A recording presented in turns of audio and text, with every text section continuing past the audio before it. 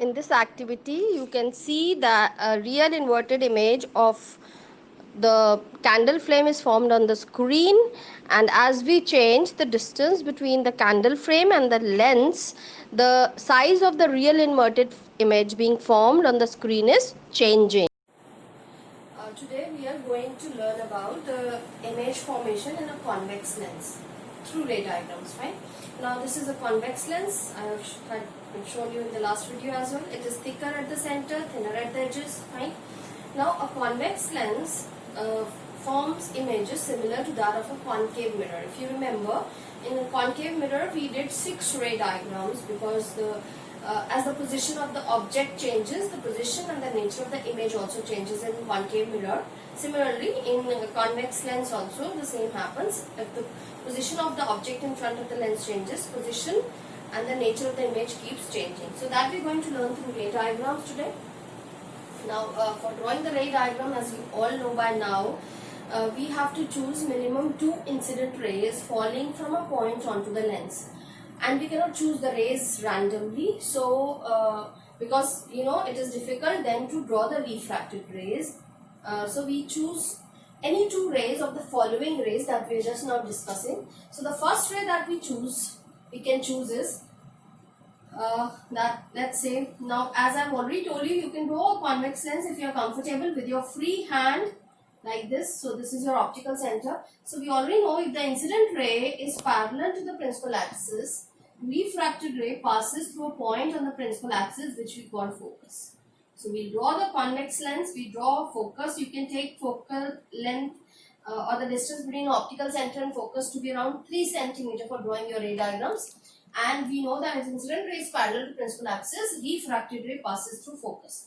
This is one of the rays that we can choose for drawing our ray diagrams. Okay, what can be the second ray? Now the reverse is also true. So if the incident ray now passes through focus, now if this is your focus, we have foci on both the sides of the lens, So if the incident ray passes, so foci should be on at same distance on both the sides whenever you draw. Please, you have to remember. Fine. So if the incident ray passes through focus of a convex lens like this and falls on the lens, the refracted ray becomes parallel to the principal axis. So this is the reverse of the first case, which is also true. And you can see I've drawn the incident ray till the center line, and I've started drawing the refracted ray from here. Fine. Although the refraction is taking place when the ray enters from air to glass and when the ray goes out from glass to air, but we're not showing that bending always. We just draw the incident ray to the center line and start drawing the refracted ray from there only. The third ray that we can choose now is, this is your lens again. Now the third ray is most often chosen, that if the incident ray is passing through optical center of the lens, it goes straight without deviation. Now it is going straight without deviation. That means it is not undergoing any refraction. But why? The question is why. And the answer to this question is that now we are considering a thin lens, and if we consider the center part of the lens is very similar to that of a glass slab. Fine, and it's a thin lens, so it is a very thin glass slab in the center. And we know whenever incident ray, a ray of light passes through a glass slab, it undergoes lateral displacement.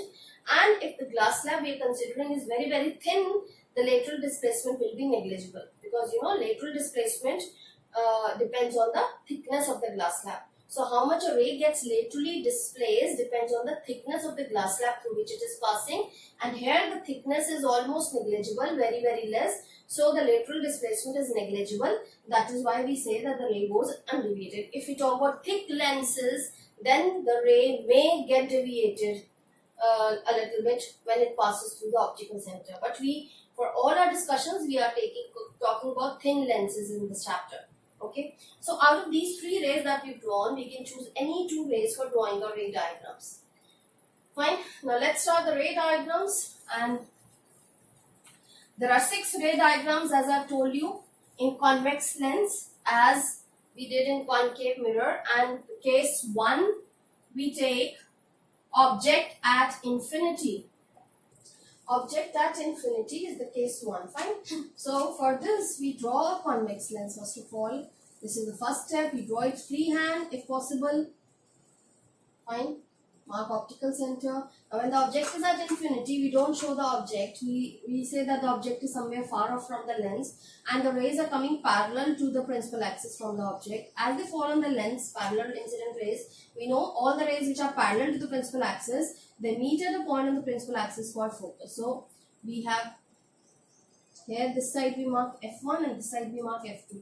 So the rays meet at F2. So we say the image, where is the image formed? Image is formed at F2. Fine. What is the nature of image?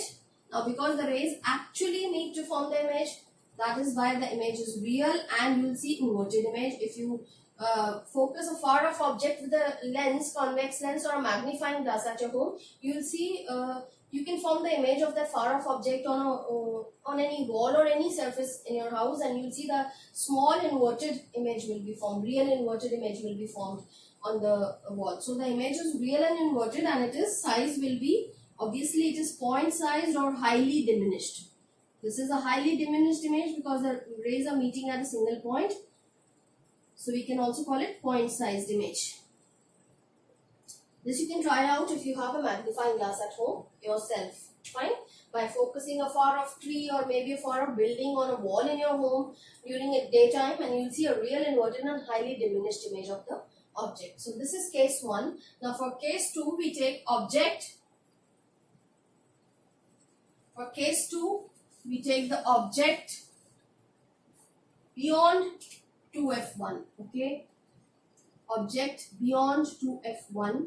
That means this is your lens. So you have to mark f1 to f1 on both the sides. Fine.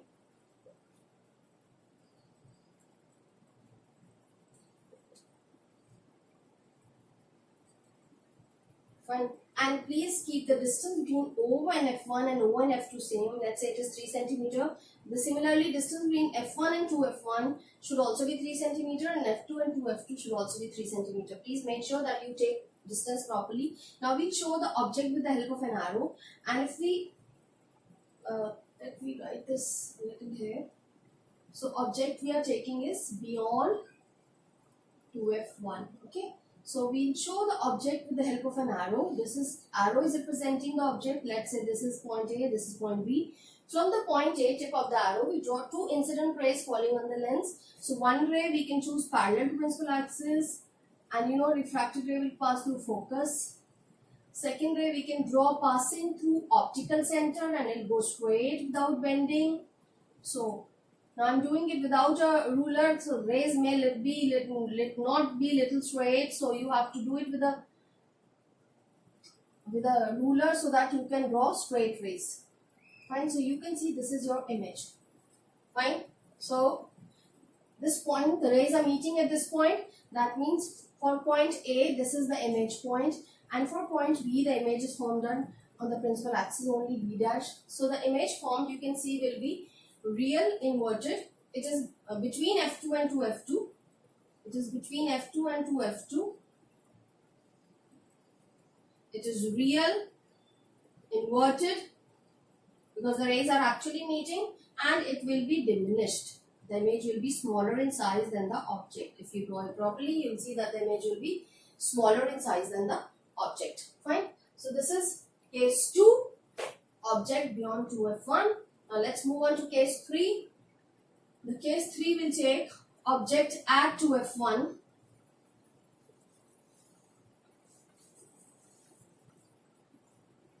So object at 2F1 is the case 3.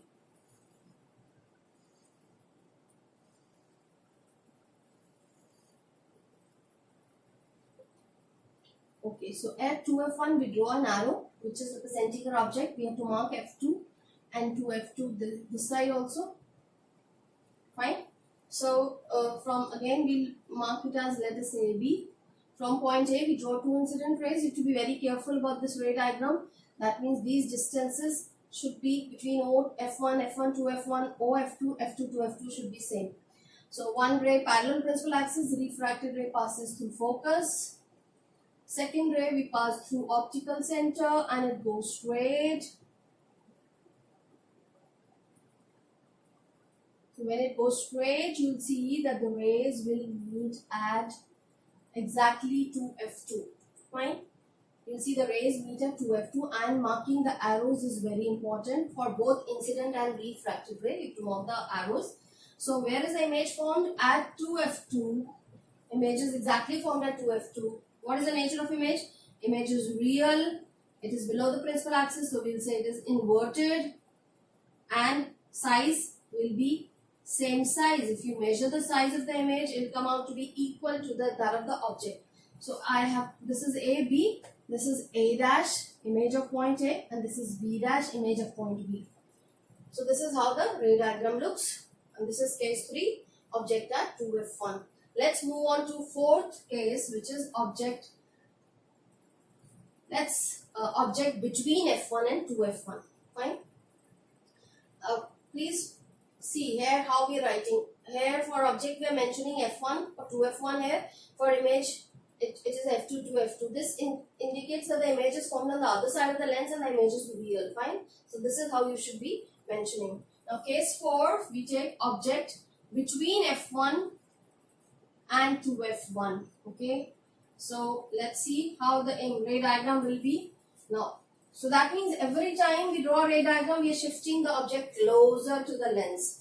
So now this, from 2F1, now we are moving on to between F1 and 2F1. Every time you're drawing a ray diagram, you have to take care of the distances. So this is your arrow representing the object between F1 and 2F1. So I've drawn this arrow between F1 and 2F1. I'm marking this AB. Now I have to mark F2 to F2 as well. One incident ray parallel to principal axis. Refracted ray passes through focus. Second incident ray goes through O and goes straight. And you'll see the rays are somewhere meeting here. Fine. And the rays are meeting beyond 2F2. This is A, so this will be A dash, the image point, and this will be B dash. Arrows are must, as I said. The rays should be very straight. You have to use a ruler while drawing the ray diagrams. Don't draw the rays with free hand. Very, very important. Use scale for drawing all your rays straight. So you get image beyond 2F2. So it is beyond 2F2. Nature is real. Obviously inverted. As we can see in the diagram, inverted, and size is magnified, or we can say enlarged. Bigger image is formed. So we started with a highly diminished image, we moved on to diminished, same size, and now we've reached the image size enlarged in case 4. Now case 5. For case 5, we take object at F1 now. Object at F1 for case 5. Let's see what type of image is formed. And as you can see, I am with all the ray diagrams I am drawing, I am writing this information, which is must. You all should write, you all have to write all this information along with your ray diagrams. Fine. Now object at F1. So we'll again draw the lens. If you are drawing, if you cannot draw it properly with free hand, you use a compass or a protractor for drawing the lens. So this is your F1, and we draw an object at F1. Let me mark F2 here. 2F2, 2F1. So if the object is at F1, now again we label AB. We draw two incident rays from point A, one parallel to principal axis, passing through focus, refracted ray. Second ray going through O, and it will go straight, and you'll see that the two rays, refracted rays, are parallel to each other. They are not meeting. That means the image is formed at infinity. Fine. And the image formed that is formed is highly enlarged real inverted image, but it will be a blurred image. If you keep an object at F1, you can try, if you have a magnifying glass object, place your candle at F and see the image will be formed far off from the lens, but it will be blur image. So the image formed is real, inverted, and highly magnified. Because it is highly magnified, it's not a very well defined image. Highly magnified or highly enlarged image is formed at infinity, and the image is not very well defined. Fine. So let's move on to case 6. We are moving further closer to the lens, so we are taking case 6 as object between O, which is the optical center, and F1. That means we are moving still closer to the lens. So as we move on closer to the lens, and we take the object now. Again, we draw the lens. We take the object between optical center and the focus. This is a bit different case. So we draw an arrow here, F2 here. Now in this case, if we draw incident ray parallel to principal axis, let me say this is AB. The refracted ray will pass through focus. The second ray we can pass through O and it goes straight, and you can see these two rays are diverging and they cannot meet. But if we extend these rays at the back of the lens, the rays will appear to meet at a point. Fine. When you are extending the rays, do it with a scale, and the extension of rays should be straight. Don't bend the ray while extending. And extension should be shown with a dotted line. So we get an image here. That means the image of point A is being obtained here and B here. A dash, B dash is the image.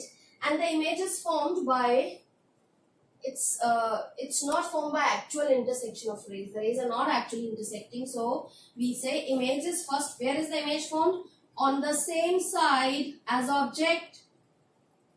As you can see, on the same side of the lens as object. Object is on this side of the lens. Image is also formed on this side of the lens. What is the nature? Obviously virtual image, because the rays are not actually meeting to form the image. Erect, as we can see, it is above the principal axis, and magnified also, as it is visible from the ray diagram. So this is the case. Arrows we've not missed, we've drawn. Okay. So this is the case, last case of the convex lens. And if you're to use a convex lens as a magnifying glass, this is the case when it acts as a magnifying glass. You can have seen in all other ray diagrams, the image formed is real inverted. Only in one case, when the object is very close to the lens between optical center and focus, the image is virtual, erect and magnified, and the lens acts as a magnifying glass. You can see an erect and magnified image of an object if you place it between the optical center and the focal length of the lens. That means very close to the lens. Actually, if you have a convex lens or a magnifying glass, you can find its focal length roughly. At home also, place a lens in front of during sunlight, and focus a far off, maybe a tree or a building from your window, and form its image on a surface. You can take a copy or a piece of paper, or maybe wall if the image is being formed. Try to move the lens a little bit closer or away from the screen, and try to get a sharp image. So when you get a sharp image of a far off object, you get a real inverted, highly diminished and a sharp image. You can measure the distance between the lens and your screen, and that will be your rough focal length of the lens. So that will help you to give an idea of the focal length of the lens. Fine. So these are the 6 ray diagrams of convex lens we've learned today, and we've seen that as the position of the object, as the object is coming closer and closer to the lens, the image becomes bigger and bigger in size, and when the object is very close to the lens between O and F, the image becomes virtual, erect and magnified. So that's all for today, and next class we'll be talking about the lens formula, sign conventions, and the magnification formula. Thank you and have a nice day.